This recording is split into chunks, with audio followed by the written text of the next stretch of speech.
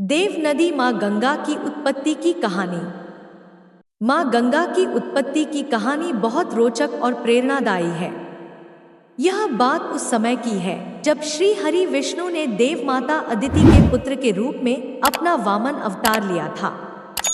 उस समय धरती और स्वर्ग लोक के अधिपति दैत्यराज बलि थे। वह अपने गुरु शुक्राचार्य के बताए मार्ग पर चलते हुए निरंतर चलने वाले यज्ञ करवाते थे और गरीबों एवं ब्राह्मणों को दान देते थे।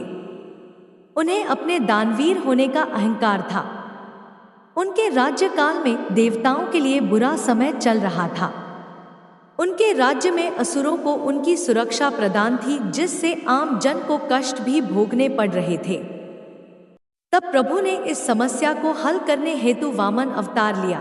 बालक ब्राह्मण रूपी वामन देव दैत्यराज बलि के यज्ञ स्थान पर पहुंचे। जब बलि की नजर उन पर पड़ी तो बलि ने उनसे उनकी इच्छा पूछी।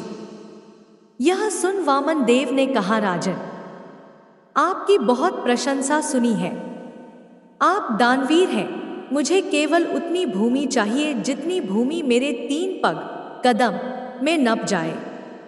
यह सुन सभी लोग वामन देव पर हंसने लगे।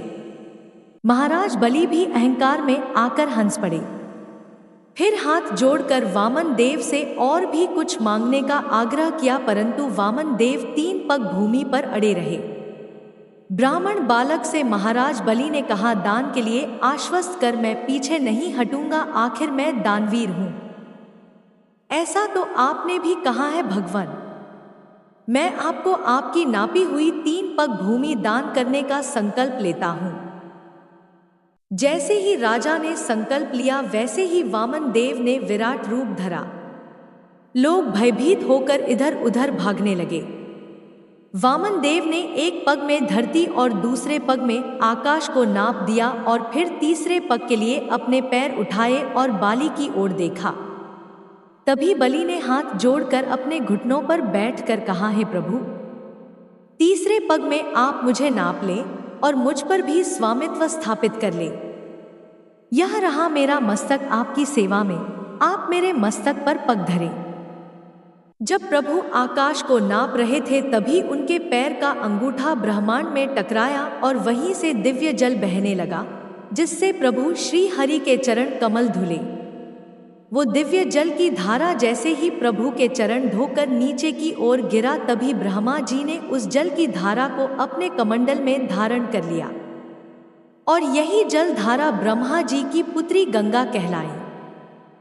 ये जल धारा श्री हरि विष्णु के पैर यानी पद से टकराकर निकली, इसलिए देवी गंगा को विष्णुपदी भी कहते हैं। महाराज भगीरथ की तपस्या से प्रसन्न होकर देवी गंगा के पिता भगवान ब्रह्मा जी ने उन्हें धरती पे अवतरित होने की आज्ञा दी, किंतु देवी गंगा की जल धारा के वेग को सहने की क्षमता धरती में नहीं थी, इसलिए कैलाशपति प्रभु शिव ने उन्हें अपने जटाओं में धारण किया और इसलिए देवादि देव महादेव को गंगाधर भी कहते हैं। महाराज भागीरथी की तपस्या से प्रसन्न होकर उन्होंने अपनी एक जटा खोल देवी गंगा को धरती पर आने दिया। माता गंगा ने धरती पर आकर भागीरथी के पूर्वजों को मुक्ति दी और माता गंगा की सकारात्मक ऊर्जा से पूर्ण अमृत तुल्य जल धारा मनुष्यों के लिए कल्याणमयी सिद्ध हुई। माता गंगा को देव नदी भी कहते हैं। उम्मीद है कि आपको माँ गंगा की उत्पत्ति की कहानी सुनने में आनंद आया होगा। तो प्लीज वीडियो को लाइक करें, चैनल को सब्सक्राइब करना ना भूलें। वीडियो को पूरा देखने के लिए आपका धन्यवाद। हर हर महादेव।